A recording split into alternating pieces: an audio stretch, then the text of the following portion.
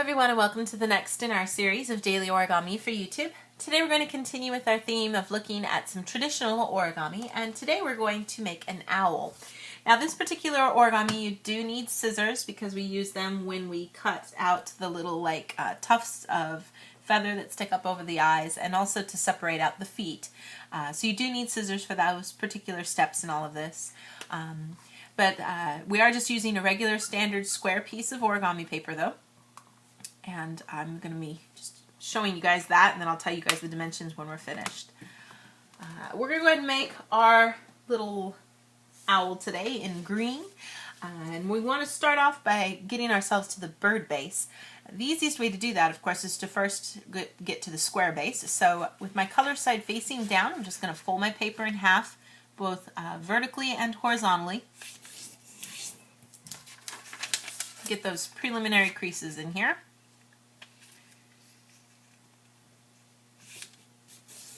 Once I've done those, then with the color side facing up, fold in half diagonally both ways as well.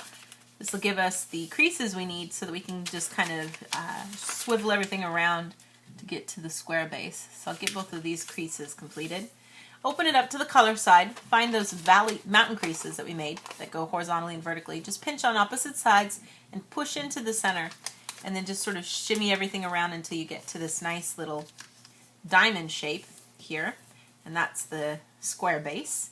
From this stage, then we're going to do some petal folds, which will get us to the bird base. So to do that, I'm going to take this outer edge, fold it right into the center, get a good crease there. Do the same thing on the other side too.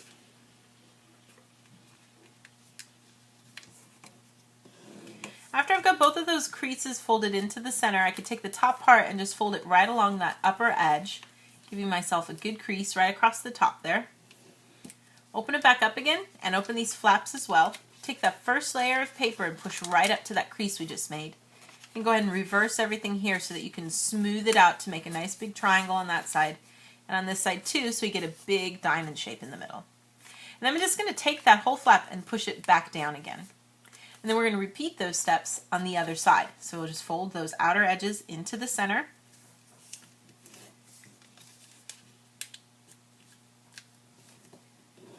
If you want to, you can fold this crease this way to get the crease going the other way if you want. Open everything up, take that layer and push it up to the top, and smooth out the sides.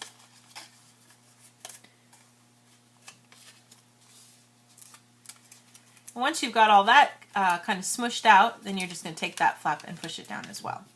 So that you wind up with this kind of kite shape. We've got the nice tip at the top here and what are 4 different sections of legs underneath. Now from this point here, what we're going to do is take this top outer edge and fold it into the center. I'm going to do that on all 4 sides. So we'll do these 2 here in the front, and then we're going to flip it over and do the same thing on the other side too.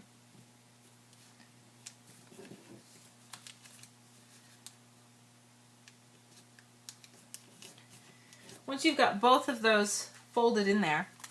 Now the next step is a little tricky because what we want to do is take the flap that you see down here and make a wing for our owl.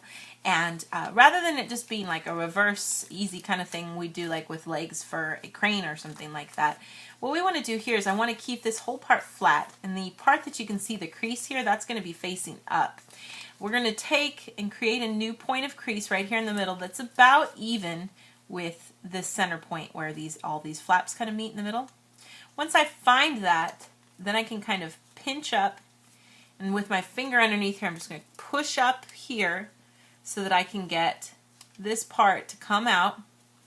And I really want to try to create an angle here where this wing at the top edge of the wing is creating like a perpendicular, creating a nice 90-degree angle here if I can. So I'll find where that is first, and then just sort of smush everything down. We want to try to get something that looks like this. Then I'm just going to repeat those steps on this side too. So again, just kind of pulling it up to a point that's about even with everything there, and then just trying to find that section so that it can come straight out, creating a nice wing. So we get those 2 nice little wings for our owl. Now the next thing I'm going to do is take this top section here and fold it down, and you could just start off by folding it straight down. And this crease is, you know, a little bit above stuff here, probably about where you're seeing that echo, the shadow of some of the paper underneath. We're just going to fold straight down.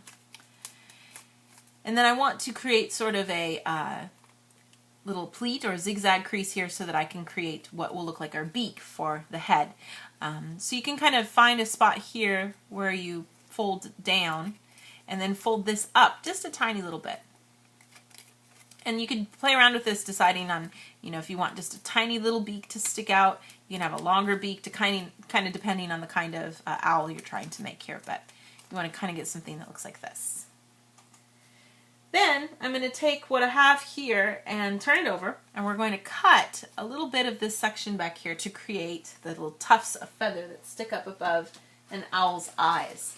So when we cut this, I'm going to be taking this flap area here and cutting along this edge first, and then we can kind of shape it out a little bit because we don't really want it to be this big. You can kind of see here.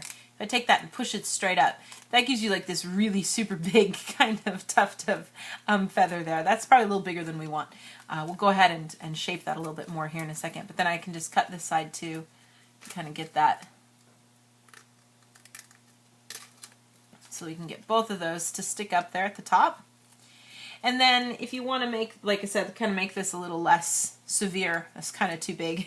We want to actually, if you look from behind when we fold it back down again, I want to actually kind of cut from a nice little point here on the side of this edge and then come straight up into this corner if I can, to give myself a better angle here. And just kind of choose a good angle here and do that here. And there's a lot of different ways you can angle this out and change around what you do with this, but I'm just going to kind of give myself something like this so you get a nice little angle for his tuft of hair there. And I'll try to do the same thing on this side too, of course. Try to get the similar kind of angle for it. And there is going to be a little bit of extra that maybe falls out from inside. Just let that part fall out. And I'll give you these nice little tufts of feather there at the top. And then as the last little bit, we also want to give ourselves the little bit of claws, talons that you'll see down here at the bottom. Just take that first layer and, you know, choose how far you want to go depending on how big you want his little talons to be. But find a good spot there and then just fold these out straight to create the little feet for your owl. So you want to put something like this. And that should give you your little finished owl. Now the dimensions for this guy, his wingspan is about 11 centimeters wide. And then I'd say from little tail feather all the way up to his feathers up there, he's about 9 centimeters tall. That should give you kind of the finished dimensions then for your owl, and these make great additions to any two-dimensional project. You can also kind of have him rest on something if you use a little tape and glue, and have his wing, his feathers in the back, tail feathers sticking out behind too. So there's a lot of different ways you can kind of play around with this guy, but that's our finished owl, which is our finished project for today. Thank you so much for watching, and we'll see you next time.